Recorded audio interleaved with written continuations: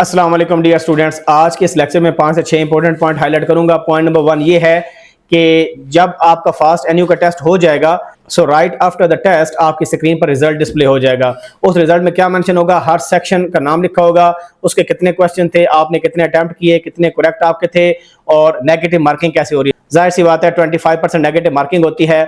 अब मैथ का जो एडवांस मैथ है ना, कंप्यूटिंग इंजीनियरिंग का टेस्ट एक होता है, उसके 50 एमसीक्यूज होते हैं और 50 मिनट आपको मिलेंगे एडवांस मैथ के लिए। इसी तरह जो बेसिक मैथ है उसमें 20 क्वेश्चन होते हैं और 20 मिनट्स आपको मिलेंगे, और साथ जो आईक्यू एंड एनालिटिकल स्किल्स है उसके 20 क्वेश्चन होंगे, 20 मिनट का टाइम दिया जाएगा आपको और उसके भी 20 मिनट्स होंगे, और लास्ट में इंग्लिश के 30 एमसीक्यूज होंगे और 30 मिनट का टाइम आपको दिया जाएगा।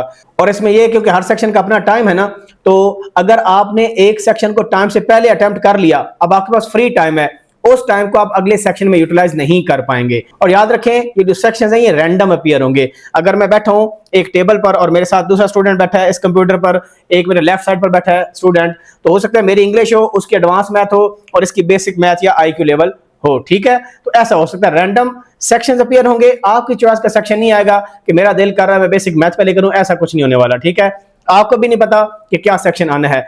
अच्छा, अब बहुत इंपॉर्टेंट है कि अगर मेरी एडवांस मैथ आई, मैं उसको हल कर रहा हूं, 50 मिनट मेरे पास टाइम है, 50 एमसीक्यूज हैं, आपने एमसीक्यू कैसे अटेम्प्ट करने हैं। अगर पहला एमसीक्यू आपने देखा और आपने कहा ये तो बहुत मुश्किल है, तो उसमें स्किप का ऑप्शन होता है, आप स्किप कर लें, अगले एमसीक्यू पर चले जाएं। इसके लिए मैं आपको रिकमेंड करता हूं कि मेरी एक वीडियो आप देख लें, फास्ट सैंपल एंट्री टेस्ट। ठीक है, उसमें पूरा जो पैटर्न है वो दिखाया गया, कैसे टेस्ट कंडक्ट होता है, ऑप्शन क्या क्या होते हैं। एक आप स्किप फॉरवर्ड भी कर सकते हैं और स्किप बैक भी कर सकते हैं कि फॉर एग्जांपल दूसरे क्वेश्चन पर चले जाए और आपका प्लान चेंज हो जाता है कि नहीं मैं पहला करता हूं, तो स्किप बैकवर्ड का ऑप्शन भी आपके पास होता है।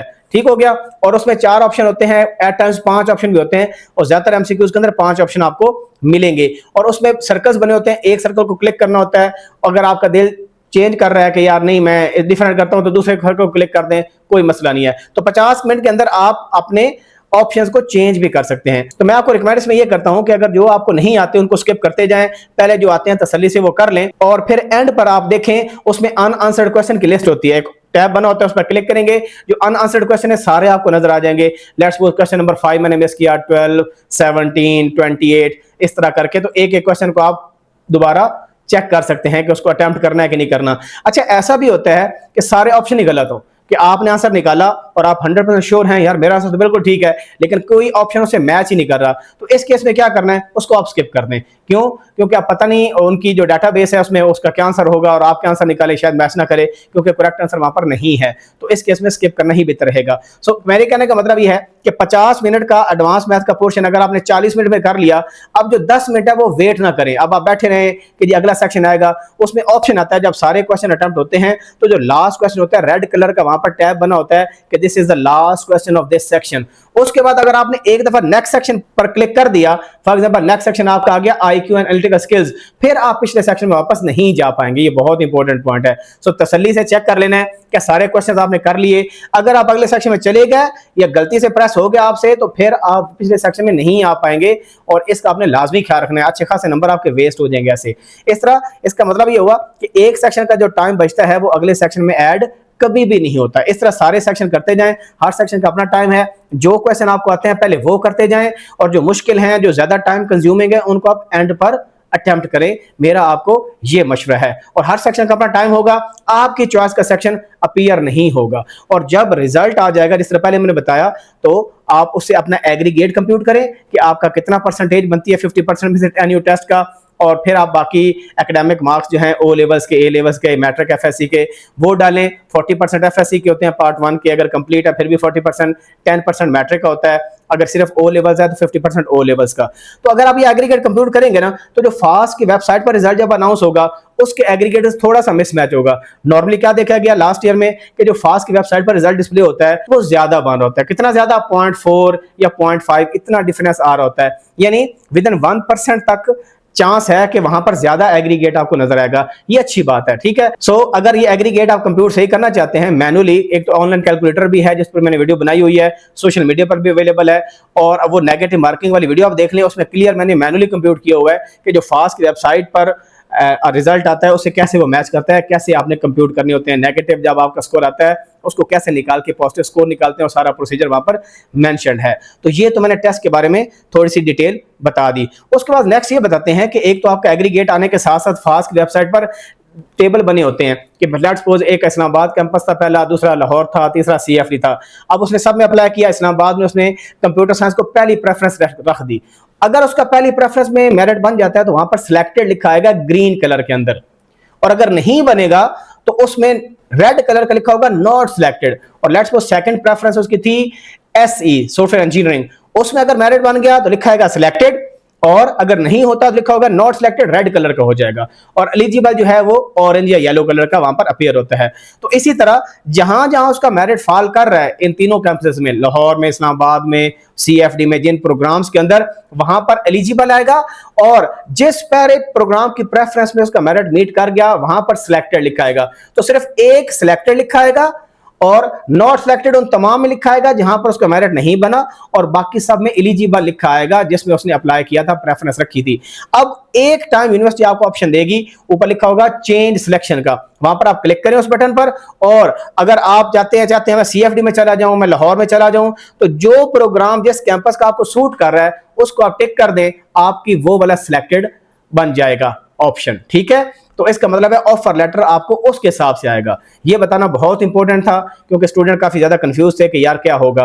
भाई कोई मसला नहीं, आपने इस्लामाबाद पहली प्रेफरेंस रख दी, आप CFD में जाना चाहते हैं, लाहौर में जाना चाहते हैं, और उस प्रोग्राम में आपका हो भी गया तो आप वन टाइम वो सिलेक्शन जो है उसको मॉडिफाई कर सकते हैं। लास्ट टाइम ऐसा हुआ था, लेकिन लास्ट टाइम एक और भी चेंज हुआ था, वो भी बताता हूँ। वो ये हुआ था कि लास्ट टाइम जो हमारी डिग्रीज हैं बिजनेस एनालिटिक्स की या फिनटेक की या इलेक्ट्रिकल इंजीनियरिंग की, ऐसी डिग्रीज जिसमें एडमिशन रिलेटिवली कम हुए थे, क्योंकि कंप्यूटर साइंस में तो हजारों लोग अप्लाई करते हैं, और जो इलेक्ट्रिकल प्रोग्राम हमारा है बहुत अच्छा प्रोग्राम है माशाल्लाह, इस तरह बिजनेस एनालिटिक्स है, फिनटेक है, ये नए प्रोग्राम थे, लोगों का अवेयरनेस थी, तो इनमें कम लोगों ने अप्लाई किया था। तो यूनिवर्सिटी ने क्या किया, 3-4 दिन रिजल्ट के अनाउंसमेंट के बाद मॉडिफाई कर दिया ऑनलाइन जो रिजल्ट आता है उसको। ठीक है, वेबसाइट कुछ देर के लिए डाउन हो गई, और उन्होंने जो प्रेफरेंस आपने नहीं भी रखी थी ना, उनमें भी आपको उन्होंने एलिजिबल कर दिया था कि आल दो आपने जब फॉर्म फिल कर रहे थे वो आपने प्रेफरेंस नहीं रखी, लेकिन यूनिवर्सिटी ने आपको फ्री में 500 रुपए लेने की बजाय फ्री में बता दिया कि भाई आप इलेक्ट्रिकल इंजीनियरिंग में मेरिट आपका बन रहा है, और आपका फिनटेक में बन रहा है, आपका बिजनेस एनालिटिक्स में बन रहा है, अगर आप वहां जाना चाहते हैं तो वहां पर भी चले जाएं, क्योंकि आपका जो एग्रीगेट है उनके मेरिट पर आ रहा है। ये लास्ट टाइम हुआ था, और यूनिवर्सिटी करती है, यूनिवर्सिटी देखती है कि भाई इसमें सीटें फुल हो गई हैं, ये वाले जो प्रोग्राम्स हैं इन प्रोग्राम्स में अभी गुंजाइश है, कुछ एडमिशन रहते हैं, तो इस वजह से वो फ्री में आपको ऑफर दे देते हैं, एलिजिबल लिखा आ जाता है। तो अगर आपका माइंड बनता है किसी अपने प्रेफर्ड प्रोग्राम में आपका नहीं हुआ और आप इनमें लेना चाहते हैं तो इनमें भी आप ले सकते हैं, इनमें एक्स्ट्रा कोई पैसे आपको पे नहीं करना पड़ेंगे। ये बहुत इंपॉर्टेंट पॉइंट था। अब ऐसे के बारे में काफी लोग पूछते हैं, भाई इंग्लिश ऐसे में कोई नेगेटिव मार्किंग नहीं होती, ठीक है, ये नॉर्मली बिजनेस के अंदर 15% कैसे होता है, 2 टॉपिक होते हैं, एक करना होता है। लोग कहते हैं तैयारी कहां से करें, तैयारी करें चैट जीपीटी से, जो करंट अफेयर्स के टॉपिक चल रहे हैं, ठीक है, पाकिस्तान की इकोनॉमी क्या है, पाकिस्तान के रिलेशंस क्या हैं नेबर कंट्री के साथ, यूएसए के साथ, चाइना के साथ, और ओवरऑल क्लाइमेट चेंज है, मिडल ईस्ट के इश्यूज हैं, तो इस तरह का करंट जो अफेयर है उसका आ सकता है। या एआई की जो इनोवेशंस है कि हमारे पास मशीन लर्निंग आ रही है, आर्टिफिशियल इंटेलिजेंस में बहुत ज़्यादा प्रोग्रेस हो रही है, इस पर पूछ सकते हैं। साइंस टेक्नोलॉजी पर पूछा जा सकता है। तो कोई भी रैंडम टॉपिक आएगा, आपने स्टार्ट अच्छा लेना है, एंड अच्छा करना है, अपने अल्फाज में लिखना है, और इसमें कोई नेगेटिव मार्किंग नहीं होती। अब जो बिजनेस वाला टेस्ट होता है उसमें 105 नंबर टोटल होते हैं, ठीक है। उन 105 के अंदर जो बेसिक मैथ है ना उसमें 50 एमसीक्यूज होते हैं और 50 मिनट का टाइम आपको मिलेगा।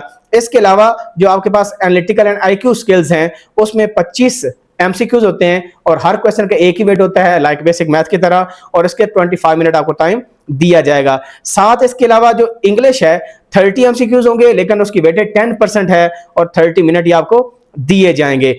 और बेसिक मैथ में ऑलरेडी बता चुका हूं, तो 105 क्वेश्चंस हो गए। और इसके अलावा लास्ट पॉइंट ये है कि लोग पूछते हैं कि लास्ट टेस्ट की डेट क्या है। भाई ऑफिशियल वेबसाइट पर लिखी हुई लास्ट टेस्ट की डेट 18 जुलाई। अब यूनिवर्सिटी इसको एक्सटेंड करती है, वो अभी ऑफिशियली अनाउंस नहीं हुआ, लेकिन कोशिश करें कि 18 जुलाई तक आप अपना टेस्ट दे दें। जो भी शेड्यूल में आप डेट सिलेक्ट करते हैं, टाइम सेलेक्ट करते हैं, कुछ लोगों के 2 टेस्ट होंगे, वो बिजनेस का देंगे और कंप्यूटिंग का भी टेस्ट देंगे। तो कोशिश करें कि एक दिन में 2 स्लॉट सेलेक्ट कर लें। अगर आपके चॉइस के स्लॉट नहीं मिल रही या आपका यूनिवर्सिटी किसी और टेस्ट के साथ क्लैश आ रहा है या कोई भी जेन्युइन इशू है, ये नहीं कि जानबूझ करके मेरा दिल कर रहा है मैं फलां को दे दूं, ऐसा नहीं।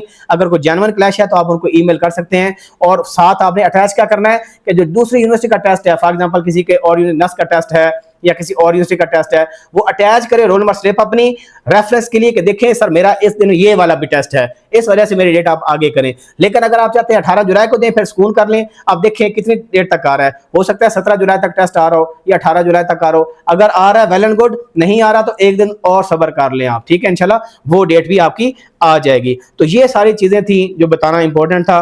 फिर भी आप समझते हैं कोई डाउट है तो आप मुझसे पूछ सकते हो कमेंट सेक्शन के अंदर, इंशाल्लाह मैं आपको बता दूंगा। अपना ख्याल रखिएगा। अल्लाह हाफिज़।